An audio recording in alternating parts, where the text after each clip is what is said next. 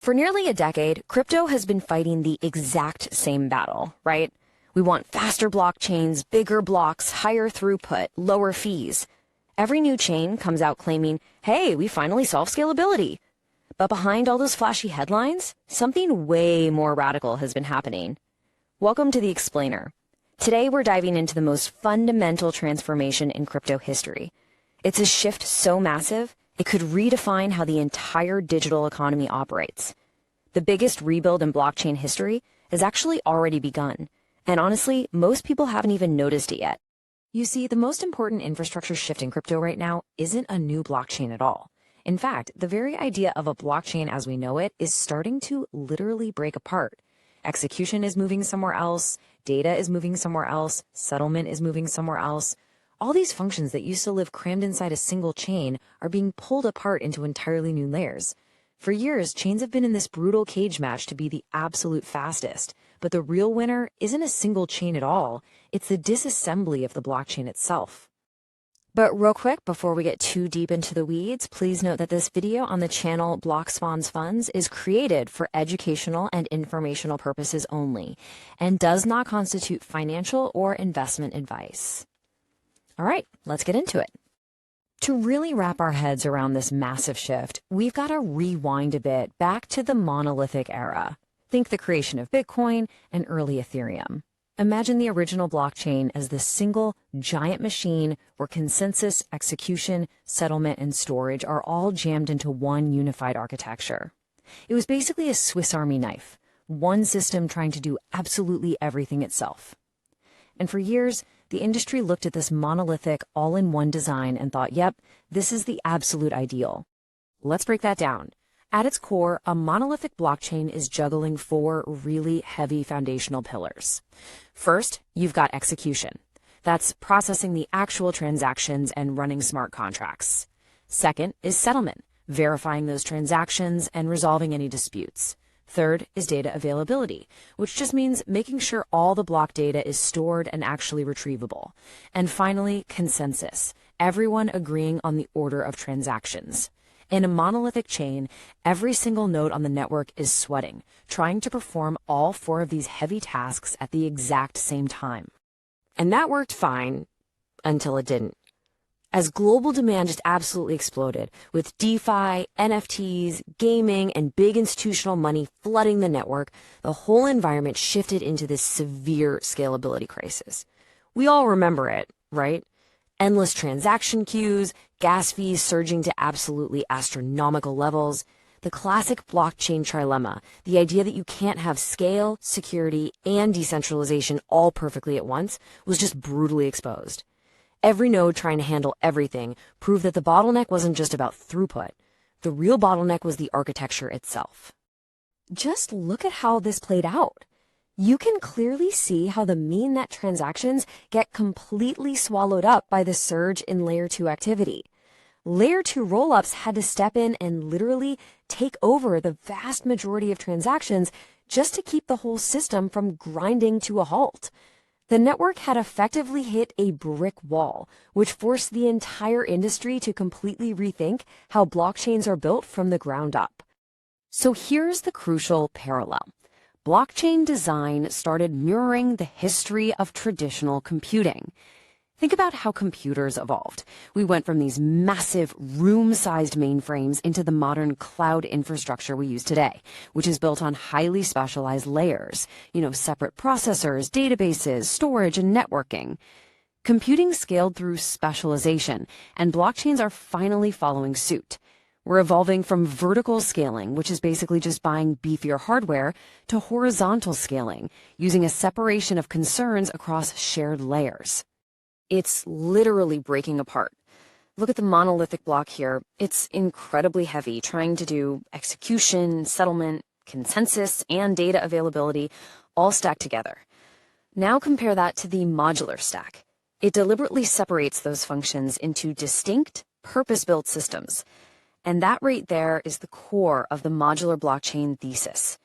Instead of one single system stubbornly trying to do everything, you have multiple, highly optimized systems coordinating across a shared stack. Because of this massive split, the whole flow of a transaction gets completely redrawn. Instead of a single node doing all the heavy lifting, transactions now cascade down through these specialized layers. Say you initiate an action on a hyperfast execution layer. That data then gets compressed and published to a specialized data availability layer. And then finally, the ultimate truth of that transaction is verified and locked in on a settlement layer. It creates this incredibly efficient, interconnected infrastructure economy. So let's zoom in on where the actual action happens. Execution is moving somewhere else entirely now. It's migrating to layer 2 rollups that can crank through thousands of transactions at lightning speed. By offloading all that intense computational lifting to networks like Arbitrum, Optimism, Base, zk-Sync, Starknet, and Scroll, users actually get the super fast, dirt cheap experience they want, completely without clogging up the base layer.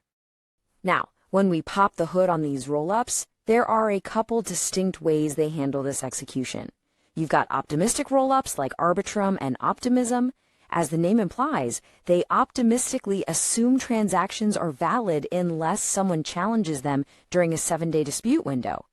On the flip side, you have ZK rollups like zk-Sync and Starknet. These use crazy zero-knowledge math to provide instant cryptographic proof of validity. They basically compress thousands of transactions into a single mathematical proof, giving you blazing fast finality and seriously slashing fees. But here's a question.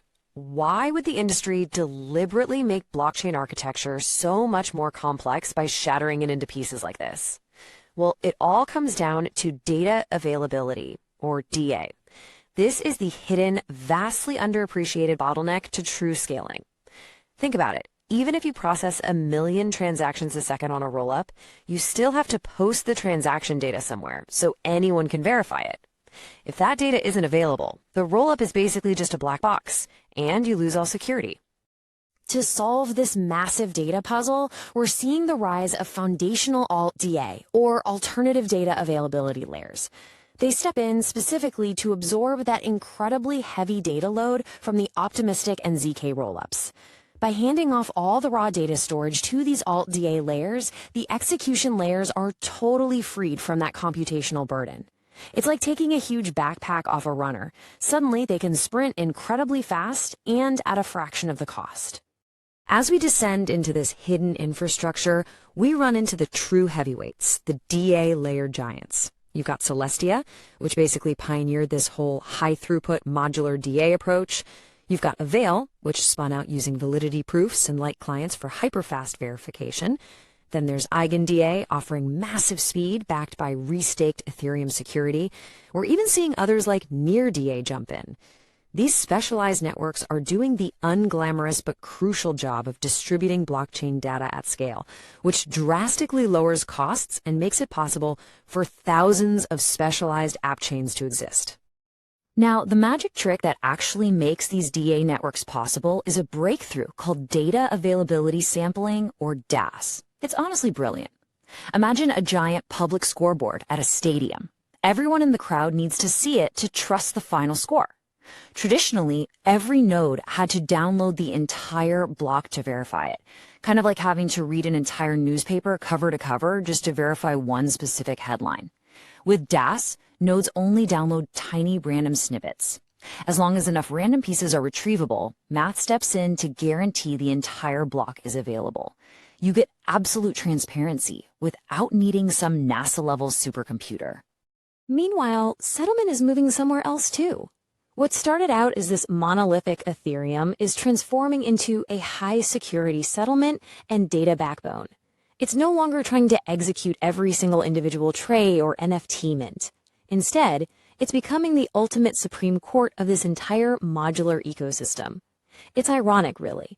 Ethereum is growing exponentially more vital, more secure, and more central to the whole economy precisely by doing less of the day-to-day grunt work. But we have to talk about the elephant in the room. Breaking apart the blockchain introduces a massive new headache: fragmentation.